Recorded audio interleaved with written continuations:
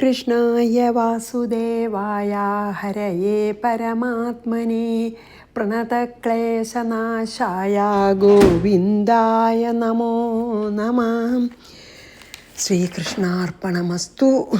സർവത്ര ഗോവിന്ദനാമ സങ്കീർത്തനം. ഗോവിന്ദ ഗോവിന്ദ.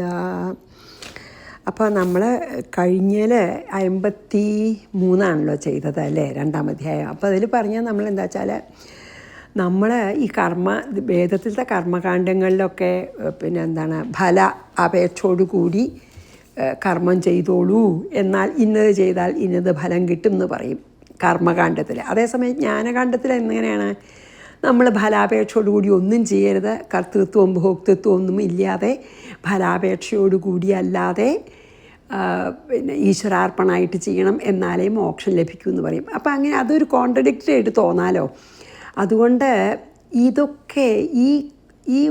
ഇതൊക്കെ പലതും കേട്ടിട്ട്, പലതരത്തിലുള്ള എക്സ്പ്ലനേഷൻസും കേട്ടിട്ട് ഇങ്ങനെ എന്താ പറയുക, കൺഫ്യൂസ്ഡ് ആയിട്ടുള്ള നമ്മുടെ ആ ബുദ്ധി ഉണ്ടല്ലോ, നിൻ്റെ ബുദ്ധി എന്ന് പറയണ ഭഗവാൻ.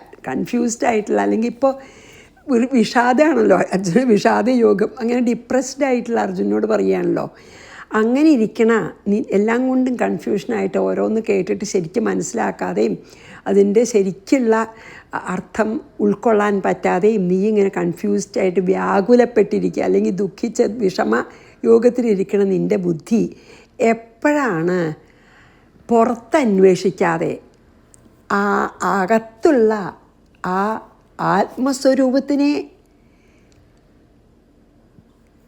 ത്തിലേക്ക് തിരിഞ്ഞിട്ട് അവിടെ ആ ആത്മസ്വരൂപത്തിൽ എപ്പോഴാണ് ഈ പുറത്തുനിന്നുള്ള എല്ലാ ഡിസ്റ്റർബൻസിനും ഫ്രീ ആയിട്ട് അന്തർമുഖമായിട്ട്, അതായത് ലുക്ക് ഇൻവേർഡ്ലി, അങ്ങനെ നിൻ്റെ ബുദ്ധി എപ്പോഴാണ് അസ്വസ്വരൂപത്തിൽ അല്ലെങ്കിൽ ആത്മസ്വരൂപത്തിൽ എപ്പോഴാണ് വേറെ ഒരു ശല്യം ഇല്ലാതെ ഉറച്ചു നിൽക്കണ, അപ്പോഴാണ് നിനക്ക് ശരിക്കുള്ള ആത്മസാക്ഷാത്കാരം അല്ലെങ്കിൽ ആ ആനന്ദ അനുഭവം ഉണ്ടാവുക എന്ന് പറഞ്ഞു അല്ലേ.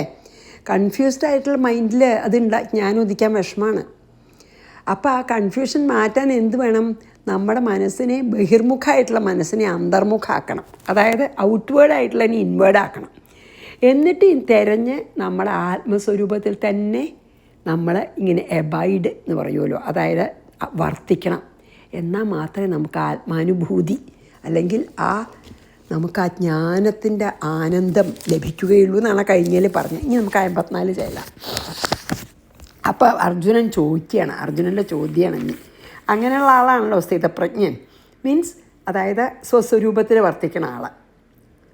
ഞാൻ ആത്മാവാണെന്ന് അറിഞ്ഞുകൊണ്ട് അതിൽ തന്നെ എബൈഡ് ഇൻ ദ സെൽഫ് ആയിട്ടുള്ള ആളാണല്ലോ സ്ഥിതപ്രജ്ഞൻ. അപ്പോൾ ചോദിക്കുകയാണ് അർജുന ഉവാച സ്ഥിതപ്രജ്ഞസ്യ കാ ഭാഷാ സമാധിസ്തസ്യ കേശവ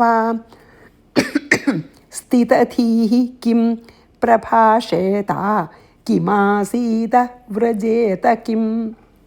അപ്പോൾ സ്ഥിതപ്രജ്ഞൻ്റെ കാര്യമാണല്ലോ പറഞ്ഞത് ഭഗവാൻ.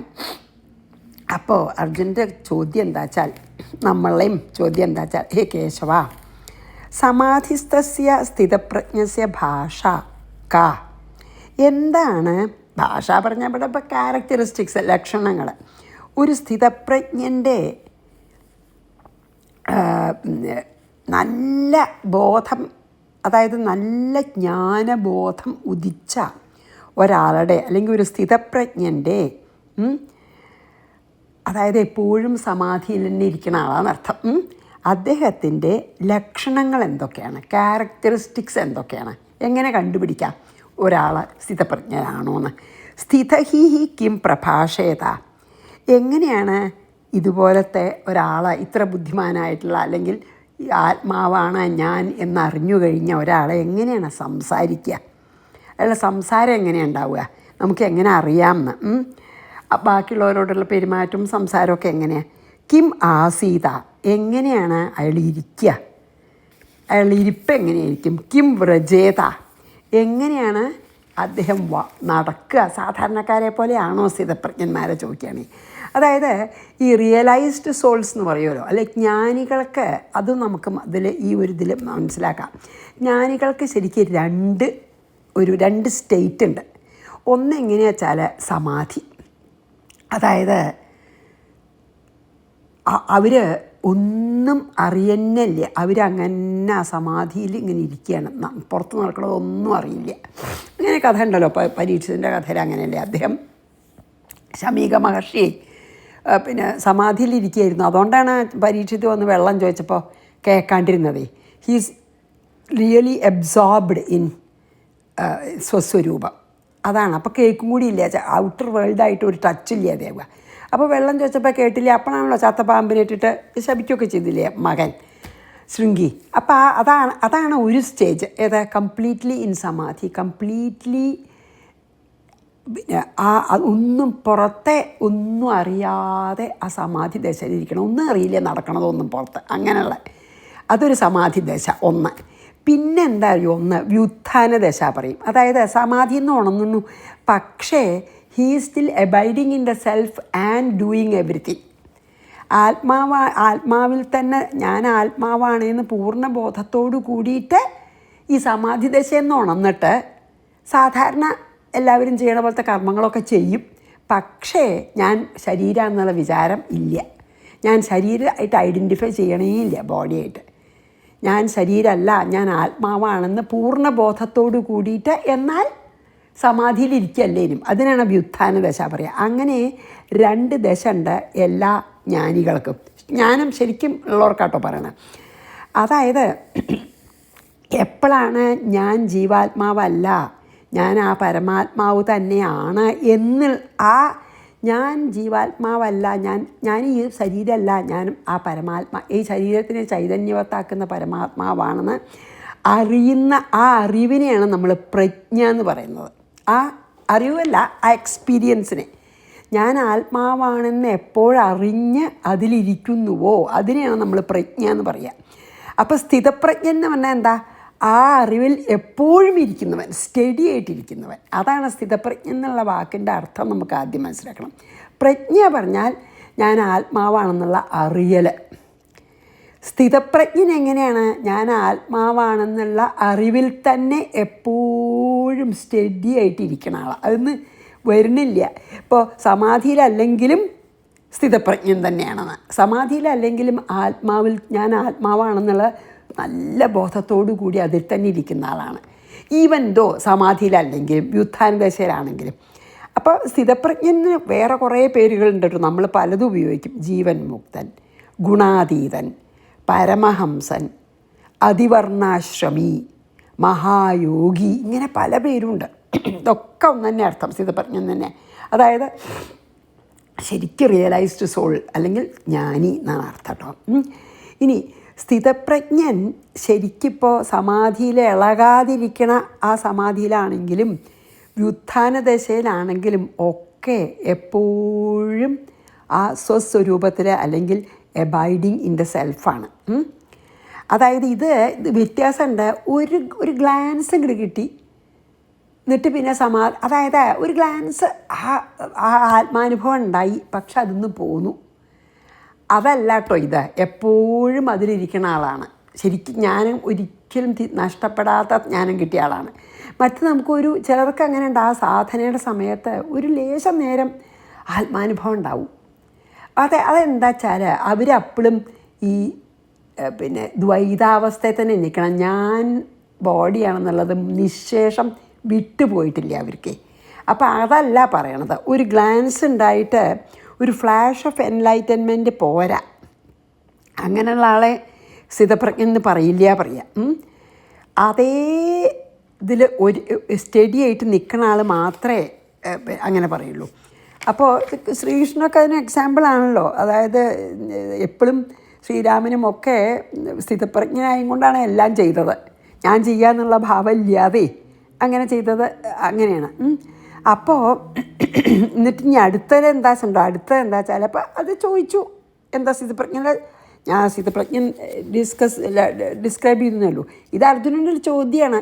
സ്ഥിതപ്രജ്ഞൻ്റെ ലക്ഷണം എന്തൊക്കെയാണ്, സ്ഥിതപ്രജ്ഞൻ എങ്ങനെയാണ് ഇരിക്കുക, എങ്ങനെയാണ് നടക്കുക, എങ്ങനെയാണ് പെരുമാറുക എന്നൊക്കെ ചോദിച്ചു അല്ലേ. ഇനി അപ്പോൾ സ്ഥിതപ്രജ്ഞൻ പിന്നെ ഒരു യോഗി അങ്ങപ്പോൾ എന്നോട് പറയണ്ട അർജുന അങ്ങനെ സ്വസ്വരൂപത്തിൽ ഇരിക്കൂ എന്നൊക്കെ പറയുന്നുണ്ട് ഒരു യോഗിയെ പോലെ. എന്നിട്ട് അതേ സമയം തന്നെ എന്നോട് യുദ്ധം ചെയ്യാനും പറയുന്നുണ്ട് അല്ലേ? അതാണ് എനിക്ക് മനസ്സിലാവാത്ത പറയാണ്. അപ്പോൾ ഞാനൊരു യോഗിയായിട്ടിരിക്കുക വെച്ചാൽ എനിക്ക് സാധന ചെയ്തിരിക്കാനല്ലേ പാടുള്ളൂ.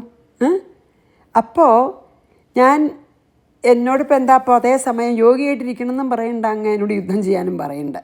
അതെന്താ കാര്യം എന്നാണ് asking me to fight also അല്ലേ? അപ്പോൾ ഇനിയിപ്പോൾ എന്തായാലും അതിൻ്റെ കൂടി ഉത്തരം പറയും ഭഗവാൻ കേട്ടോ. ഇനി അത് വായിച്ച് നമുക്ക് 55ലേക്ക് പോവാം.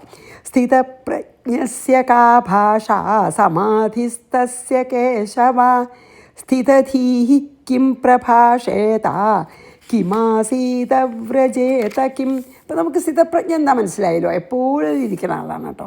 അതിന്ന് സമാധിയിൽ നിന്ന് ഉണരണില്ല, ശരിക്കുള്ള ഉണരലില്ല, അതായത് ദ്വൈതാവസ്ഥയിലേക്ക് വരുന്നില്ല. ഓക്കെ, ഇനി അതായത് പുറത്തൊക്കെ എല്ലാവരും അതായത് ഒരു ജ്ഞാനിയും അജ്ഞാനിയും ഒക്കെ കണ്ട ഒരുപോലെ തന്നെയാണ് ഇരിക്കുക. പക്ഷെ അവരുടെ ഉള്ളിലാണ് വ്യത്യാസം, മനസ്സിലായില്ലേ? അവരുടെ മനോഭാവത്തിലാണ് വ്യത്യാസം, അല്ലാണ്ട് നമുക്ക് അറിയാൻ വിഷമാണ്. ഇനി 55 പ്രജഹാതി യഥാ കാമാൻ സർവാൻ പാർത്ഥമനോഗതാൻ ആത്മന്യേവാത്മനാ തുഷ്ടഃ സ്ഥിതപ്രജ്ഞ ദോച്യതേ. ഈ ഭഗവാൻ പറയണതാണ്. എന്താ അറിയോ പാർത്ഥ, ഹേ അർജുന, യഥാ മനോഗതാൻ സർവാൻ കാമാൻ പ്രജഹാതി, എപ്പോഴാണ് മനസ്സിലത്തെ എല്ലാ ആഗ്രഹങ്ങളും ത്യജിക്കുന്നത്, റിനൗൺസ് ചെയ്യുന്നത്, ത്യജിക്കുക പറഞ്ഞതാണല്ലോ അല്ലേ? എപ്പോഴാണ് മനസ്സിലത്തെ പ്രജഹാതി പറഞ്ഞില്ലേ, സർവാൻ കാമാൻ, എല്ലാ ആഗ്രഹങ്ങളെയും എപ്പോഴാണ് പിന്നെ ത്യജിക്കുന്നത് അല്ലെങ്കിൽ റിനൗൺസ് ചെയ്യുന്നത്, തഥാ അപ്പോൾ, ആ സമയത്ത്, അപ്പോൾ ആത്മനി ഏവ തുഷ്ട, എന്നിട്ട് ഒരാഗ്രഹങ്ങളും ഇല്ല. അങ്ങനെ ആയിക്കഴിഞ്ഞിട്ട് സ്വന്തം ആത്മാവിൽ തന്നെ ആത്മാവിൽ സംതൃപ്തനായിട്ട്, ever contented in the self. ഒരു ആഗ്രഹങ്ങളില്ല പറഞ്ഞാൽ എന്താ? തൃപ്തി അല്ലേ? തൃപ്തി, പൂർണ്ണ തൃപ്തി. ആഗ്രഹങ്ങളില്ലെങ്കിലല്ലേ പൂർണ്ണ തൃപ്തി ഉണ്ടാവുള്ളൂ. ആഗ്രഹങ്ങളുണ്ടെങ്കിൽ എന്താ, ഡിസയർ ഉണ്ടെങ്കിൽ എന്താ, അത് വേണം ഇത് വേണം, അപ്പോൾ തൃപ്തി ഇല്ല, യു വാണ്ട് മോർ. അപ്പോൾ എല്ലാ ആഗ്രഹങ്ങളെയും ത്യജിച്ചതിന് ശേഷം, റിനൗൺസ് ചെയ്തതിന് ശേഷം, ആത്മാവിൽ തന്നെ, അതായത് ever content in the self by the self, ആത്മാവിനെ ആത്മാവിൽ കണ്ടൻറ്റഡാണ്, തുഷ്ടനാണ്, ഹാപ്പിയാണ്, ആണ് ആത്മാരാമൻ. ആത്മാവിൽ തന്നെ രസിക്കുന്നവൻ അല്ലെങ്കിൽ ആത്മാവിൽ തന്നെ രമിക്കുന്നവൻ എന്താ, ആത്മാവിൽ തന്നെ ഇരുന്ന് സന്തോഷം, അതായത് അവരുടെ സന്തോഷത്തിന് പുറത്തുനിന്നൊരു സാധനം വേണ്ട. രണ്ടാമതൊരു സാധനം ഇവിടെ ഇല്ലല്ലോ, ആകെ ഒരു സാധനമേ ഉള്ളൂ, നമ്മൾ പറഞ്ഞില്ലേ, ബോധം. ആ ബോധത്തിൽ തന്നെ ഇരിക്കുമ്പോൾ എപ്പോഴും ആനന്ദമാണ്. രണ്ടാമതൊരു കാര്യം ബോധം തന്നെ ആനന്ദമാണ്. അപ്പോൾ രണ്ടാമതൊരു കാര്യം വേണ്ട അവരെ സന്തോഷത്തിന്. അതുകൊണ്ടാണ് ആത്മാരാമൻ എന്നുള്ള പേര് വരുന്നത്. അതാണ് ഇവിടെ ശരിക്കും പറയണത്. ആത്മനി ഏവ തുഷ്ട പറഞ്ഞാൽ എന്താ? ആത്മാരാമൻ. സ്വന്തം ആത്മാവല്ലാതെ ഒന്നും സന്തോഷത്തിന് വേണ്ട. സ്ഥിതപ്രജ്ഞ ഉച്ചതേ, അങ്ങനത്തെ ഒരാളെയാണ് സ്ഥിതപ്രജ്ഞെന്ന് പറയുക എന്നാണ് ഇതിൽ പറയുന്നത്. അതോ ഒരു കാര്യമുണ്ട്, നമുക്കുള്ള, അതെനിക്ക് വളരെ ഒരു ഇതായിട്ട് തോന്നി. അതായത് നമുക്കുള്ള ആഗ്രഹങ്ങൾ 3 തരാണത്രേ. ഒന്നെന്താ അറിയോ, നമുക്ക് സാധിച്ച് കഴിഞ്ഞിട്ടുള്ള ആഗ്രഹം. നമുക്ക് എന്തെങ്കിലും വേണമെന്ന് വിചാരിച്ചു, അത് കിട്ടി, അതാണ് ഈ ഒരു തരം ആഗ്രഹം. ഇപ്പോൾ അത് ഉദാഹരണം പറയാം. ഇപ്പോൾ നമ്മളൊരു കൃഷി ചെയ്തു, നമുക്ക് നല്ലോണം നെല്ലുണ്ടാവണം എന്നുണ്ടായി, അല്ലെങ്കിൽ നമ്മളൊരു കച്ചവടം ചെയ്തു, എന്തെങ്കിലും ഒന്ന് വിറ്റു, നല്ല പൈസ കിട്ടണമെന്നുണ്ടായി, അത് കിട്ടി. അതാണ് ഒരു തരം ആഗ്രഹം. അത് സാധിച്ചു കഴിഞ്ഞ ആഗ്രഹം. അതിനെയാണ് നമ്മളെ ബാഹ്യം എന്ന് പറയുക, എക്സ്റ്റേണലാണത്. വെറും ബാഹ്യമാണ്, എന്തിനൊന്ന് നമ്മളൊരാവശ്യത്തിന് വേണ്ടിയിട്ട് എന്തിനാ വെച്ചാൽ ആഗ്രഹിച്ചു, അത് കിട്ടി. അതാണ് എക്സ്റ്റേണൽ, ബാഹ്യമായിട്ടുള്ള ആഗ്രഹം. പിന്നൊന്ന് എന്താ അറിയോ, എനിക്കിനിയും വേണമെന്ന് വിചാരിച്ചിരിക്കണത്, ഇപ്പം സാധിച്ചിട്ടില്ല ആ ആഗ്രഹം, വേണമെന്ന് വിചാരിക്കുകയാണ് ഭാവിയിൽ. അതാണ് നമ്മുടെ മനസ്സിൽ. മറ്റേത് സാധിച്ചുല്ലോ, അത് പുറത്തെ ആഗ്രഹമായിരുന്നു, സാധിച്ചു. ഇനി മനസ്സിൻ്റെ ഉള്ളിൽ സാധിക്കാത്ത ആഗ്രഹം മനസ്സിൽ ഇങ്ങനെ കിടന്ന് നമ്മൾ മനക്കോട്ട കെട്ടുകയാണ് അല്ലേ, മനസ്സിൽ ഡ്രീം ചെയ്യാണ്. അതാണ് രണ്ടാമത്തെ തരം, ഇൻറ്റേർണൽ ഡിസയേഴ്സ് എന്നാണ് അതിനെ പറയുക, ആന്തരിക മോഹങ്ങൾ. ഇനി മൂന്നാമതൊന്നുണ്ട്. ആദ്യത്തെ സാധിച്ചത്, പിന്നെ മനസ്സിൽ വേണമെന്ന് വിചാരിച്ച് കൊണ്ട് നടക്കണ ഒരു ഡ്രീം. അത് മൂന്നാമത്തെ എന്താ അറിയോ, നമ്മളുടെ അൺകോൺഷ്യസ് മൈൻഡിൽ, അതായത് നമ്മുടെ കഴിഞ്ഞ ജന്മത്തിൽ നിന്നുള്ള എന്തൊക്കെയോ മോഹങ്ങളോടുകൂടി നമ്മൾ മരിച്ചിട്ട് ഈ ജന്മം അത് സാധിക്കണമെന്ന് പോലും നമുക്ക് അറിയുമോയെന്ന് അറിയില്ല, പക്ഷെ ഉള്ളിൽ ആ വാസന ഉണ്ട്. എന്താ വെച്ചാൽ നമുക്ക് സാധിക്കാത്തൊരു മോഹം നമ്മളെ തന്നെ അറിയാതെ നമ്മുടെ അൺകോൺഷ്യസ് മൈൻഡിൽ ഇങ്ങനെ കിടക്കുന്നുണ്ട്. അത് മൂന്നാമത്തെ. അത് നമുക്ക് അറിയണുണ്ടാവില്ല എന്താ മോഹം എന്ന്, പക്ഷേ എന്തോ മോഹിക്കുന്നുണ്ട് നമ്മൾ. അത് കഴിഞ്ഞ ജന്മത്തിലത്തെ ബാക്കി വാസന. അതിനെന്തറിയോ, വാസനാകാമം എന്നാണ് പറയുക.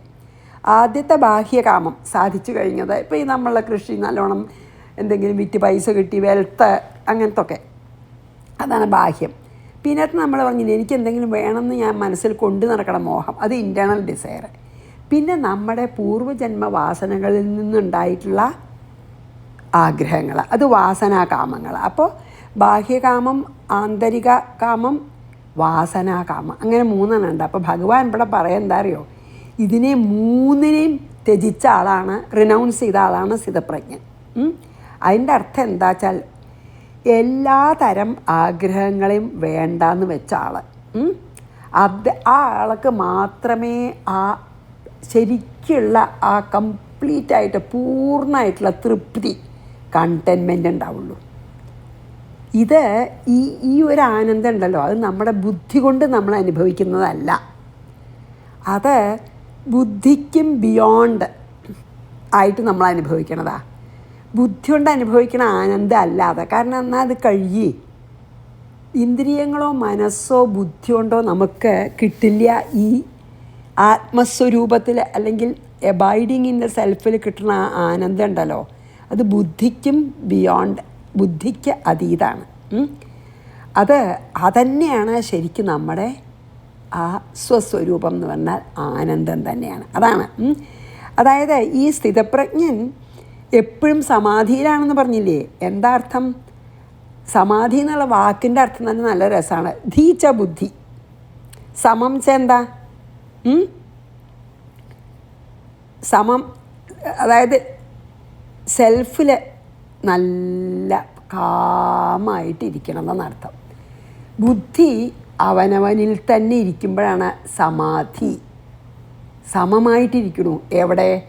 ആത്മാവിൽ തന്നെ. ധീ പറഞ്ഞാൽ ബുദ്ധി. അതാണ്. അതായത് ഞാൻ മനസ്സല്ല, മനസ്സ് ഞാനുമല്ല എന്ന് മനസ്സിലായിട്ട് സ്ഥിതപ്രജ്ഞൻ കംപ്ലീറ്റ്ലി ആഗ്രഹങ്ങളില്ലാത്ത ആളായതുകൊണ്ട് എന്താ അറിയോ, എപ്പോഴും സന്തോഷമാണ്. ഒന്നും സാധിക്കണമെന്ന് മോഹമില്ല നമുക്ക് എപ്പോഴും. അതുകൊണ്ടാണല്ലോ അത് വേണം ഇത് വേണം അതാണല്ലേ. എന്നാൽ ഒരു കാര്യമുണ്ട്, സ്ഥിതപ്രജ്ഞനെയും ഒരു അതായത് ഒരു സൈക്യാട്രിക് ഡിപ്രഷൻ പേഷ്യൻറ്റിനെ ഒരുപോലെ കരുതാൻ പാടില്ല. സ്ഥിതപ്രജ്ഞന് ആഗ്രഹങ്ങളില്ല എന്ന് പറഞ്ഞാൽ നിരാശയായിട്ട് ഡിപ്രസ്ഡായിട്ട് ഇരിക്കുകയല്ല കേട്ടോ. ഇറ്റേണൽ ബ്ലിസ് അനുഭവിച്ചും കൊണ്ടിരിക്കുകയാണ്. ആഗ്രഹങ്ങളൊന്നുമില്ലാത്തത് കൊണ്ട് ആ പരിപൂർണമായിട്ടുള്ള തൃപ്തിയിലിരിക്കുന്ന ആളാണ്. അല്ലാണ്ട് ഒരു അനവധി കാര്യങ്ങൾ മോഹിച്ച് സാധിക്കാതെ ഡിപ്രസ്ഡായിട്ട് ഒന്നും വേണ്ട എന്ന് പറഞ്ഞിരിക്കുന്ന ആളല്ല കേട്ടോ. ഇത് ആ ആൾക്ക് ആനന്ദമില്ല. സ്ഥിതപ്രജ്ഞൻ ആനന്ദം തന്നെയാണ്, ആനന്ദ സ്വരൂപൻ തന്നെയാണ്. അതായത് ആത്മസാക്ഷാത്കാരം കിട്ടിയാലാണ്. അപ്പോൾ അതിൻ്റെ അർത്ഥം എന്താ വെച്ചാൽ, ശരിക്കും പറയാ വെച്ചാൽ ഈ പ്രജ്ഞ എന്ന് പറഞ്ഞാൽ എന്താ അറിയോ, ശരിക്കും പ്രജ്ഞ നമ്മൾ പറഞ്ഞുല്ലോ, പ്രജ്ഞ പറഞ്ഞു വെച്ചാൽ ഞാൻ ആത്മാവാന്ന് ഉണ്ടാവണ ആ അനുഭവമാണെന്ന് പറഞ്ഞു. പിന്നെ പറഞ്ഞു നമ്മൾ അതിൽ സ്ഥിരമായിരിക്കണ സ്ഥിതപ്രജ്ഞ എന്ന്. പക്ഷെ പ്രജ്ഞയ്ക്ക് ഇങ്ങനെയും പറയാം. എന്താ അറിയോ, ഈ നമുക്ക് ഞാൻ, ഈ ചെറിയ ഞാൻ ഉണ്ടല്ലോ, ഞാൻ ഈ ബോഡിയായിട്ട് നമ്മൾ ഐഡൻറ്റിഫൈ ചെയ്യണ ആ ഞാൻ ഇല്ലാതെ ആവലാണ്. അതായത് അവെയർനെസ് ഡിവോയ്ഡ് ഓഫ് ഈഗോ, അതിനെയാണ് പ്രജ്ഞ എന്ന് പറയുക. ഞാൻ എന്ന ഭാവമേ ഇല്ല, ഞാൻ എന്നുള്ള ഭാവമല്ല, ആത്മാവ് മാത്രമേ ഉള്ളൂ. ഈ ചെറിയ ഞാനില്ല, ആ വലിയ ഞാനേ ഉള്ളൂ. അങ്ങനെയുള്ള, അതായത് ആ ഈഗോ കംപ്ലീറ്റ്ലി ഇല്ലാത്ത ആ ബോധത്തിനെ ആണ് നമ്മൾ പ്രജ്ഞ എന്ന് പറയുന്നത്. ഓക്കെ. അപ്പോൾ നമുക്ക് ഡിസയർലെസ്നെസ്, അതായത് ഈ ഇതില്ലാഞ്ഞാൽ മാത്രം പോരാ, നമുക്ക് ആഗ്രഹങ്ങളില്ലാഞ്ഞാൽ മാത്രം പോരാ. എന്താ വെച്ചാൽ നമുക്ക് തൃപ്തി വേണ്ടേ? എന്തിൽ? ആഗ്രഹങ്ങളൊന്നുമില്ല, ഡിപ്രസ്ഡ് ആയിട്ടിരിക്കുക അല്ല, ആത്മാവിനെ കണ്ടെത്തിയിട്ട് അതിൽ തന്നെ ഒരു തൃപ്തി ഉണ്ടാവണം. എന്നാലേ സ്ഥിതപ്രജ്ഞൻ്റെ ലക്ഷണം അതാണ്, എപ്പോഴും സന്തോഷമാണ്. ഒരാഗ്രഹവും ഇല്ലാണ്ട് ഇങ്ങനെ വിഷമിച്ച്, അങ്ങനെയല്ല, ഒരാഗ്രഹവും ഇല്ല. ഇപ്പം നമ്മൾ കണ്ടില്ലേ അർജുനെ, ഒരാഗ്രഹവും ഇല്ല, എനിക്കൊന്നും വേണ്ട, പക്ഷെ എന്തൊരു ഡിപ്രസ്ഡാ, വിഷാദ യോഗം അല്ലേ? അതല്ല സ്ഥിതപ്രജ്ഞൻ. എനിക്കെല്ലാം ഉണ്ട്, എനിക്കിനി ഒന്നും വേണ്ടതായിട്ടില്ല, ആത്മാരാമനാണ് സ്ഥിതപ്രജ്ഞനെ. മനസ്സിലായില്ലേ? അപ്പോൾ യു ഹാവ് ടു, വെറുതെ ആഗ്രഹങ്ങളില്ല എന്ന് പറയല്ല, യു ഹാവ് ടു ആഗ്രഹങ്ങളെ ജയിക്കണേ. വിൻ ഓവർ ഡിസയറാണ്. വിന്നിങ് ഓവർ വ്യത്യാസം ഉണ്ടല്ലോ അല്ലേ? ആഗ്രഹങ്ങളെ ജയിക്കലും ആഗ്രഹങ്ങൾ വേണ്ടാന്ന് വെക്കലും വ്യത്യാസമുണ്ട്. ആഗ്രഹങ്ങളെ ജയിക്കണം, എന്നിട്ട് ആത്മാരാമനാവണം. അതാണ് എന്നിട്ട് പിന്നെ ആത്മാവിൽ തന്നെ രമിച്ചു കൊണ്ടിരിക്കണം. അതാണ് ശരിക്കുള്ള സന്യാസവും. അതാണ്, മനസ്സിലായില്ലേ? അത് ശരിക്കുള്ള സന്യാസം അത് തന്നെയാണ്. അപ്പോൾ എന്താണ്, അത് മാത്രമല്ല, നമ്മളൊക്കെ ഒരു കാര്യം കൂടി നമ്മൾ മനസ്സിലാക്കേണ്ടത് കേട്ടോ. നമ്മളാരും, ശരിക്കും പറയാച്ചാൽ ആരും നമ്മൾ നിസ്സാരന്മാരല്ല. കാരണം എന്താ അറിയോ, നമ്മൾ ഈ ചെറിയ ഞാനാവുമ്പോഴാണ് നിസ്സാരക്കാരനാവണേ. ആ വലിയ ഞാനാണെന്ന് അങ്ങോട്ട് ബോധ്യമായാൽ നമ്മൾ അനന്തമായിട്ടുള്ള ആത്മാവാണ്. ഈ ലോകം മുഴുവന് നിറഞ്ഞു നിൽക്കണ ബ്രഹ്മാണ് നമ്മളെ. അപ്പം നമ്മളാരും ശരിക്കും പറയാച്ചാൽ നിസ്സാരക്കാരല്ല. പക്ഷെ നമ്മളിങ്ങനെ ഈ ദേഹമാകുന്ന ഉപാധിയിൽ ഇരുന്നിട്ടേ ചെറിയ ഞാനായിട്ടാണ് നമുക്ക് നമ്മളെ അറിയുള്ളൂ.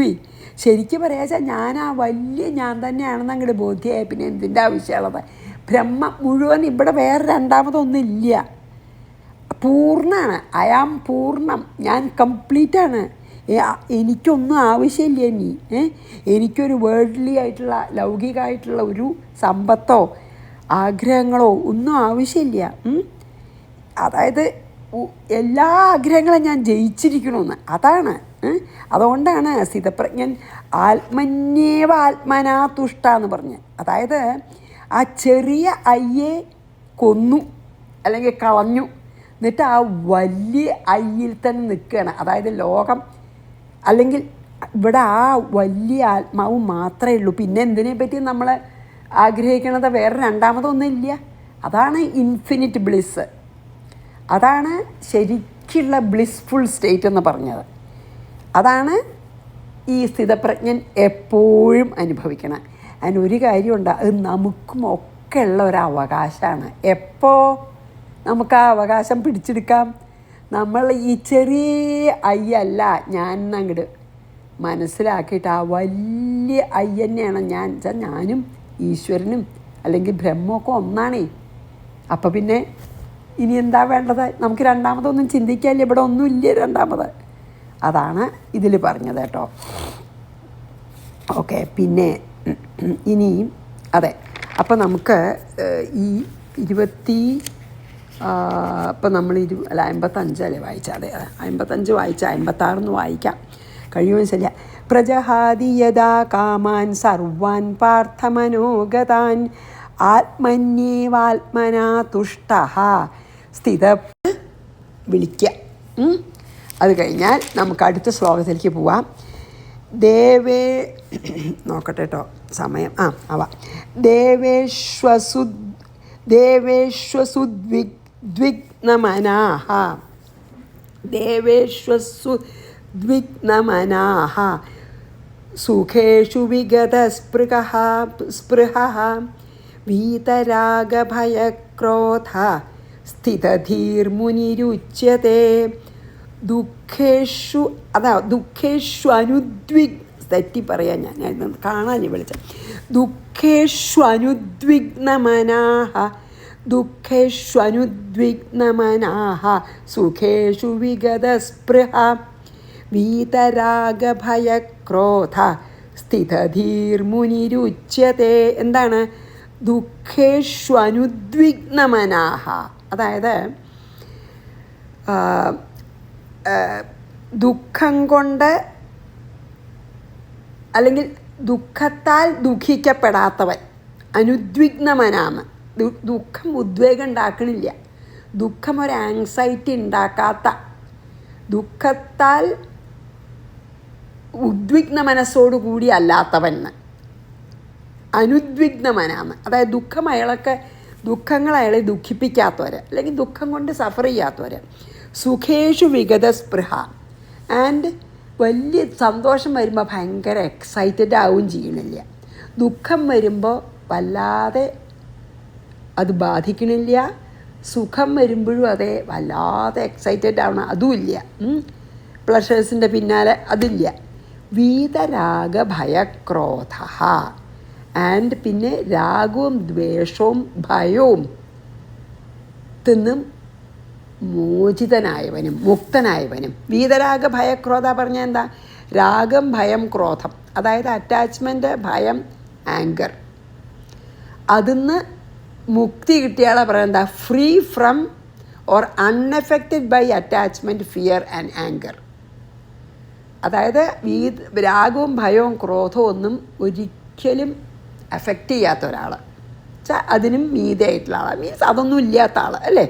രാഗവും ഭയവും ക്രോധവും ഇല്ലാത്ത ആൾ. അങ്ങനെയുള്ള ആളെ മുനിഹി ഓൾസോ അധികം സംസാരിക്കുകയൊന്നും ചെയ്യാതെ സ്ഥിതധീഹി ഉച്ചത്, മെയിൻറ്റെയിൻ സൈലൻസ്, മൗനം പാലിക്കുന്ന അങ്ങനത്തെ ഒരാളെ എന്താ പറയുക? സ്ഥിതപ്രജ്ഞൻ എന്ന് പറയും. സ്ഥിതധീ പറഞ്ഞാൽ സ്ഥിതപ്രജ്ഞൻ തന്നെ ഇവിടെ അർത്ഥം. സ്ഥിരമായിട്ടുള്ള ബുദ്ധിയോട് കൂടിയവെന്ന് പറഞ്ഞാൽ ആത്മാവിൽ തന്നെ വർത്തിക്കുന്ന, സ്ഥിരമായി വർത്തിക്കുന്ന ആളെയാണ് സ്ഥിതധീ. ഒന്ന് തന്നെയാണ്, സ്ഥിതപ്രജ്ഞൻ തന്നെയാണ്. അങ്ങനെയുള്ള ആളെയാണ് സ്ഥിതപ്രജ്ഞൻ എന്ന് പറയുന്നത്. ഭഗവാൻ അർജുനൻ ചോദിച്ചു ആരാണ് സ്ഥിതപ്രജ്ഞൻ എന്ന്. ഇതാണ് അതിന് ഉത്തരം. എന്താ ഉത്തരം? സ്ഥിതപ്രജ്ഞൻ ആരാന്നാണ്. പിന്നെ അതാണല്ലോ അർജുനൻ്റെ ചോദ്യം. പറഞ്ഞു എന്താ അറിയോ? ദുഃഖങ്ങളിൽ ദുഃഖിക്കാത്തവനും സുഖങ്ങളിൽ വല്ലാതെ സന്തോഷിക്കാത്തവനും രാഗം, ഭയം, ക്രോധം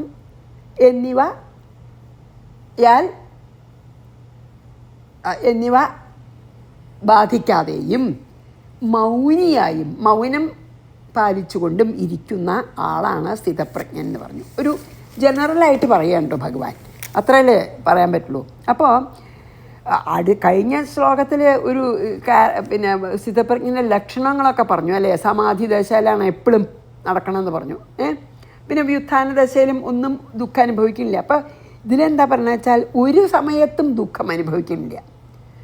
നമുക്കൊക്കെ ദുഃഖിക്കേണ്ടതാണെന്ന് തോന്നണത് വരുമ്പോഴും ദുഃഖിക്കില്ല, നമുക്കൊക്കെ സന്തോഷിക്കേണ്ടതാണെന്ന് തോന്നുമ്പോഴും അധികം സന്തോഷിക്കില്ല. അതിനെന്താ കാരണമുണ്ടേ?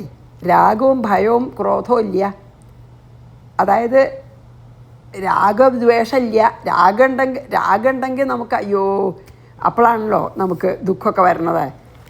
പിന്നെ അങ്ങനല്ല, രാഗം ഉണ്ടെങ്കിൽ അറ്റാച്ച്മെൻ്റ് ഉണ്ട്, എന്തെങ്കിലും സാധിച്ചില്ലെങ്കിൽ അവരോട് ദേഷ്യം, ക്രോധം, പിന്നെ ഭയം രണ്ടാമതൊന്ന്. അപ്പോൾ എപ്പോഴും നമ്മളെ കയ്യിൽ എന്തെങ്കിലും ഉണ്ടെങ്കിൽ അത് നഷ്ടപ്പെടും എന്നുള്ള ഭയം അല്ലേ? അതൊക്കെ.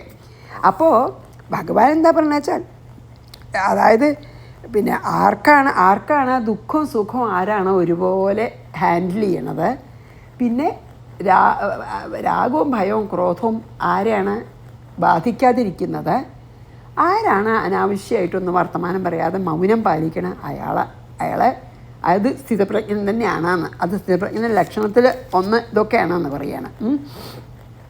അതായത് എപ്പോഴും ഈ രജോ ഗുണം അധികമാകുമ്പോഴാണ് ഈ എക്സൈറ്റഡ് ആവുക, അത് ചെയ്യണം, അത് എത്ര കിട്ടിയാലും അങ്ങനത്തെ ഒക്കെ. അത് രണ്ടും ദുഃഖം അങ്ങനെ തന്നെയാണ്. അപ്പോൾ അത് നല്ല, നമ്മൾ പറഞ്ഞല്ലോ അതിന് മുമ്പൊക്കെ, പിന്നെ ദുഃഖത്തിനെയും സുഖത്തിനെയും ഒരുപോലെ കാണുന്ന, പിന്നെ സമാന സ്വഭാവത്തോടുകൂടി കാണുന്നതൊക്കെ പറഞ്ഞില്ലേ? സുഖം എന്ന് പറഞ്ഞാൽ എന്താ? സത്വഗുണം കൂടുമ്പോഴാണ് നമുക്ക് ആ ഒരു പോസിറ്റീവ് തോട്ട്സും സുഖമൊക്കെ ഉണ്ടാവണം സത്വഗുണം കൂടുമ്പോഴാണ്. ആൻഡ് സ്പൃഹ പറഞ്ഞാൽ എന്താ അറിയോ, നമുക്ക് ഇനിയും വേണം എന്നുള്ള സ്പൃഹ, ഇനിയും സുഖം വേണം ഫ്യൂച്ചറിൽ, ഇനിയും ഞാൻ പുണ്യങ്ങൾ ചെയ്യും അപ്പോൾ എനിക്ക് ഇനിയും സുഖം ഉണ്ടാവും, അതാണ് സ്പൃഹ. അപ്പോൾ തമോ ഗുണമായിട്ടാണ് സ്പൃഹ പറയുക. സുഖം എന്ന് പറഞ്ഞാൽ എന്താ, സുഖം അനുഭവിക്കണമെങ്കിൽ തന്നെ ശരിക്കും സത്വഗുണം വേണം. എന്നാലേ നല്ല കാര്യങ്ങൾ ചെയ്യുക, സന്തോഷമാവുക, പോസിറ്റീവ് തോട്ട്സ് ഉണ്ടാവുക, അതൊക്കെയാണ് സുഖം. അത് സത്വഗുണമാണ്. സ്പൃഹ പറഞ്ഞാൽ ഇനി ഞാൻ ഇത് ചെയ്താൽ എനിക്കത് കിട്ടും, ഇത് ചെയ്താൽ അത് എനിക്ക് കിട്ടും, അത് തമോ ഗുണമാണെന്നാണ് സ്പൃഹ പറയണത്. ഉദ്വേഗം എന്ന് പറഞ്ഞാൽ എന്താ, ആങ്സൈറ്റി. അതായത് അതുണ്ടാവണത് വീതരാഗ, രാഗഭയക്രോധം കൊണ്ടാണ്. അതിന്ന് വീതാവണം, മീൻസ് ഫ്രീ ആവണം, അല്ലെങ്കിൽ നമുക്ക് ഉദ്വേഗം ഉണ്ടാവും. നമുക്ക് ഈ ആങ്സൈറ്റി ഉണ്ടാവണതൊക്കെ രാഗം കൊണ്ടും ഭയം ക്രോധം കൊണ്ടുമാണേ. അപ്പോൾ അത് ഇല്ലാണ്ടാവണം വെച്ചാൽ നമുക്ക് ശരിക്കും അത് എന്താ പറയുക, അത് ഇല്ലാണ്ടിരിക്കുക തന്നെ വേണം. അനുദ്വിഗ്നമന എന്ന് പറഞ്ഞില്ലേ, ഉദ്വേഗം ഉണ്ടാവരുത്. അനുദ്വിഗ്നം ചെന്ത നോ ഉദ്വേഗം, ഉദ്വേഗം ചെന്ത ആങ്സൈറ്റി. അതില്ലാതിരിക്കണം, എന്നാലേ നമുക്ക് സമാധാനം ഉണ്ടാവുള്ളൂ. ഇപ്പം ഞാൻ തൽക്കാലം ഇവിടെ നിർത്താൻ ബാക്കി നമുക്ക് കുറച്ചുകൂടി അതിൽ ശരിക്കും പറയാനുണ്ട്. അത് നമുക്ക് അടുത്ത പ്രാവശ്യം പറഞ്ഞാൽ മതി എന്ന് വിചാരിക്കാം ഞാൻ. അപ്പോൾ ഇതിലിപ്പോൾ കുചേലനെ ഞാൻ അതും കൂടി പറയാൻ നിർത്താം. കുചേലനൊക്കെ നോക്കൂ, ശരിക്കും അനുദ്വിഗ്നമനനാണ്. നോക്കൂ, കാരണം ശരിക്കന്നെ ഉദ്വേഗം ഇല്ല. അപ്പോൾ അവനോട് പൈസ ഇല്ല വെച്ചിട്ടോ ഒന്നുമില്ല. അതാണ് ഓൾസോ അദ്ദേഹം വീതരാഗ ഭയക്രോധം ഒക്കെയാണ് അല്ലേ. അപ്പോൾ ഒട്ടും ഉദ്വേഗം അദ്ദേഹത്തിന്, ഭാര്യയ്ക്ക് കുറച്ച് വിഷമം ഉണ്ടാകുന്ന വെച്ചാൽ അദ്ദേഹം വളരെ ഹാപ്പി ആയിട്ട് ഭഗവാൻ പ്രാർത്ഥിച്ചിരിക്കുകയായിരുന്നേ. അങ്ങനെയുള്ളവരൊക്കെ നമുക്ക് ഇതിൽ കാണാം. അത് എപ്പോഴും ഈ ദ്വൈത ബുദ്ധിയാണ് നമുക്ക് ഭയവും രാഗവും ക്രോധവും തരണത്. അദ്വൈത ബുദ്ധി ഇതിന്നൊക്കെ ഫ്രീ ആണ് നമ്മളെ. അതാണ് നമുക്കിന്ന് മനസ്സിലാക്കാനുള്ള. വീതരാഗ ഭയക്രോധ എന്നുള്ളത് വളരെ ഇമ്പോർട്ടൻ്റ് ആണ്. രാഗവും ഭയവും ക്രോധവും നമ്മളെ അഫക്റ്റ് ചെയ്യാണ്ടിരിക്കണം. എന്നാൽ തന്നെ നമുക്ക് ദുഃഖങ്ങളില്ലാതിരിക്കുള്ളൂ. എന്നാൽ തന്നെ നമുക്ക് സ്ഥിതപ്രജ്ഞ നിൽക്കാൻ പറ്റുള്ളൂ. അതൊക്കെ ഉണ്ടെങ്കിൽ നമുക്ക് സ്ഥിതപ്രജ്ഞനാവാൻ പറ്റില്ലേ. അതാണ് സ്ഥിതപ്രജ്ഞൻ്റെ ലക്ഷണം എന്ന് പറഞ്ഞത്. എന്താ വെച്ചാൽ വീതരാഗഭയക്രോധനാവും, is free from attachment, fear and anger അല്ലേ. അപ്പോൾ അവർക്ക് വികാരങ്ങളില്ലായിട്ടല്ല, പക്ഷെ അവരൊരിക്കലും വികാരത്തിന് അടിമകളാവണില്ല. അതുകൊണ്ടാണ് മൗനം എന്നൊക്കെ പറയണത്. അവർക്ക് ദയം അങ്ങനത്തെ ഒക്കെ സ്ഥിതപ്രജ്ഞന്മാർക്കുണ്ട്. പക്ഷേ അവർ അതിനെയൊക്കെ ഒന്നും വികാരത്തിന് അടിമപ്പെടുത്തില്ല. അവരുടെ ഒന്നിനും കാരുണ്യമൊക്കെ ഉണ്ടെങ്കിലും അത് വികാരാവേശമില്ല അവർക്കൊന്നിലും. അതാണ്. അപ്പോൾ ഇതാണ് ഇപ്പോൾ ഒരു സ്ഥിതപ്രജ്ഞൻ്റെ ഇതിൽ പറഞ്ഞത്. അപ്പോൾ നമുക്കിവിടെ നിർത്താം കേട്ടോ. ഞാൻ അത് വായിച്ചിട്ട് നിർത്താം.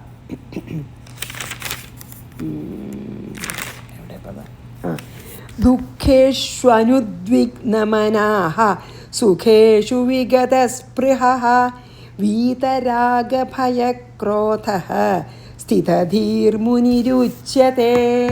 അതാണ് ഒരു സ്ഥിതപ്രജ്ഞൻ. നമുക്ക് അടുത്ത പ്രാവശ്യം ചെല്ലാം. ശ്രീകൃഷ്ണാർപ്പണമസ്തു. സർവത്ര ഗോവിന്ദനാമ സങ്കീർത്തനം.